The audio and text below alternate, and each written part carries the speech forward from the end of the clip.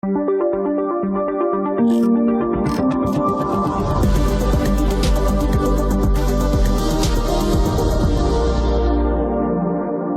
its earliest days, computer design has been inspired by the biology of living organisms, especially the brain. And today, with our rapidly expanding knowledge of how the brain works, the potential of neuromorphic computing has never been more evident. As a director of Intel's Neuromorphic Computing Lab, Mike Davies works with a diverse team of experts to understand the principles of brain computation at the cellular level, seeking practical ways to replicate the remarkable architecture and capabilities of the brain in a form that can be implemented and mass-produced in the digital world. Mike's leadership in this specialized field and his standing as a senior principal engineer in Intel Labs puts him in a unique position to share the latest insights from the promising future of neuromorphic computing. This is Architecture All Access. In neuromorphic computing, we look to biology to uncover the secrets that nature has evolved over 1 billion years, supporting the incredible efficiency, speed, and intelligence found in the brains of organisms. In fact, this is nothing new. Brains have been inspiring computing for decades, starting with the greats of modern computing, von Neumann, Alan Turing. Those pioneers had the brain in mind when they were developing the original architectural notions of computing that have flourished over the decades since and have changed the world. Consider the capabilities of a tiny cockatiel parrot brain, a 2-gram brain running on about 50 milliwatts of power. This brain enables the cockatiel to fly at speeds up to 20 miles an hour, to navigate unknown environments while foraging for food, and even to learn to manipulate objects as tools and utter human words. On these tasks, the cockatiel's brain far outperforms today's state-of-the-art computer architectures in all dimensions, speed, weight, power, by orders of magnitude.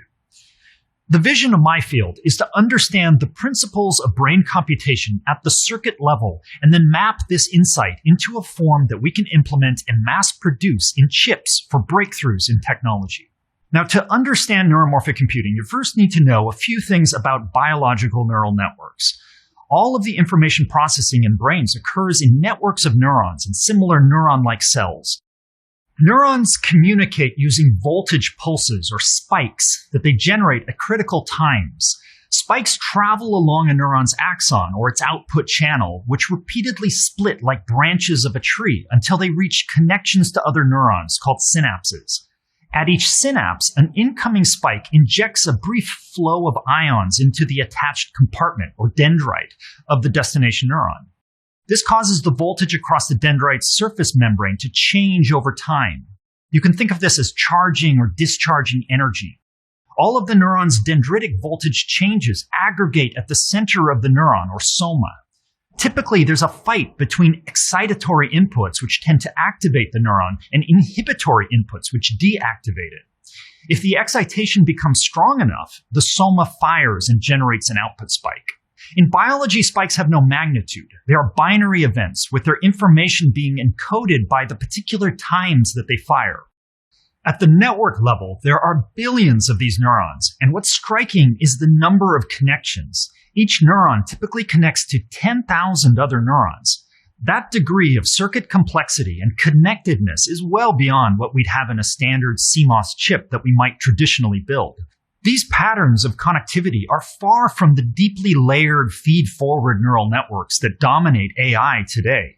They are recurrent and irregular networks with loops everywhere. As spikes flow through the network, the neurons are continually storing and releasing energy as they interact, like springs compressing or oscillating. The computation we experience in brains is the emergent result of these interactions, like the ripples in a pond that result from the interaction between billions of water molecules. Let's look at a simplified example that shows the intuition of how spiking neural networks can achieve great energy efficiency and low latency, despite using neurons that operate on slow biological timescales. Well, consider a visual object recognition problem, namely recognizing an image of a cat. Similar to the brain, the neuromorphic network will process the image using 10,000 neurons that operate in parallel, but on a millisecond timescale.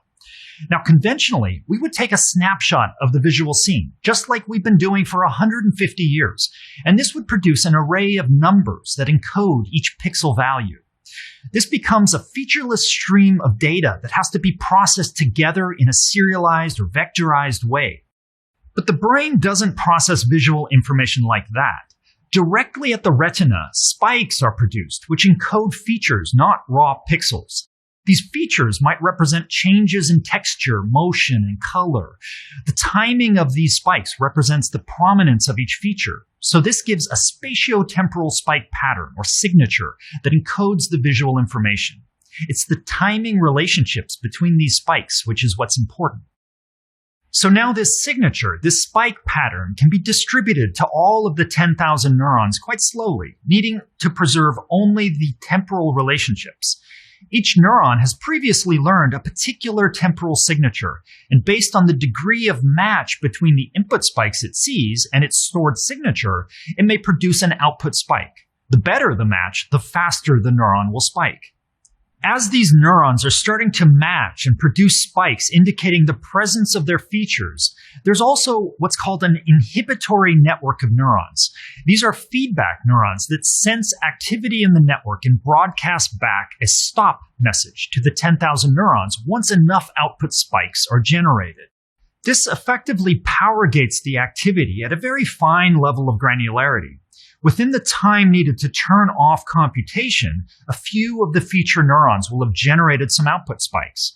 And of course, those output spikes will be temporally encoded, just like the input spikes, representing the inference result that the cat was spotted, and maybe the particular type of cat. Compare that to how a conventional deep learning solution would operate on a conventional architecture. The input image, represented as a large array of numbers, would be repeatedly multiplied by a large catalog of matrices encoding the stored features.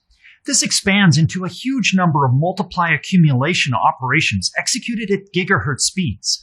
All of these matrices need to be repeatedly streamed from a memory into the computing resources. While the operations can be computed at great speeds, the memory interface becomes a sequential bottleneck. There is a limit to how fast and how wide this memory interface can be pushed before introducing other complexities, such as the need for input batching. Ultimately, the conventional architecture may produce its result with the same delay as the neuromorphic network, thanks to its throughput advantage, but that comes at an enormous cost in raw operations and energy. And the memory bottleneck means that the solution won't scale like the brain does.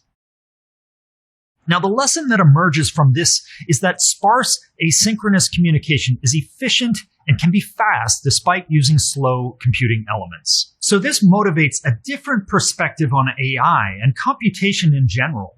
If we can build an architecture that processes information encoded in sparse events, inherently sensitive to change and temporal correlations, then we can open the door to new possibilities for achieving energy efficiency and speed. This is a new type of computing. Sensors might directly generate spikes, saving output bandwidth. And as the spikes arrive at a neuromorphic chip for processing, they will activate only the neuron pathways that are affected by the sensor's data changes.